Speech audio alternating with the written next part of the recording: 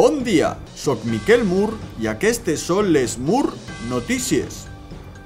Després de l'èxit de la convocatòria de vaga general, evidenciada amb les multitudinàries manifestacions d'aquest mateix dia, els atacs contra la classe treballadora continuen. Una vegada aprovada l'última reforma laboral, la conseqüència més directa de la qual ha estat la pèrdua de drets individuals i col·lectius per als treballadors i les treballadores, el govern espanyol ha anunciat una nova retallada en l'ensenyament i la sanitat. Comissions Obreres, per la seva part, ha criticat aquesta nova agressió en contra dels drets socials i ha insistit en la necessitat de defensar l'estat del benestar. Per totes aquestes raons, hem decidit eixir al carrer per a copsar directament quina és la situació que, a hores d'ara, es respira entre la ciutadania.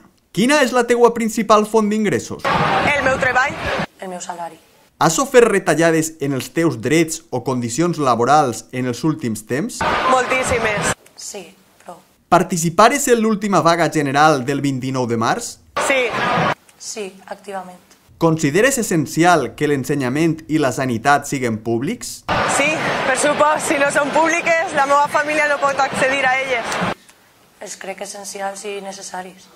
Com t'identificaries? Com classe mitjana o treballadora? Classe obrera. De la classe treballadora. En quin sector treballes? Treball en l'ensenyament. En el sector de la indústria. Vist això, només ens resten dues opcions. Els treballadors es diferencien per raons com la seva aparença física o el sector en què són empleats, o per contra, donem per fet que aquests comparteixen una mateixa situació i per això disposen d'interessos en comú. A més, només cal parar un poc d'atenció per adonar-se que junts som sempre més.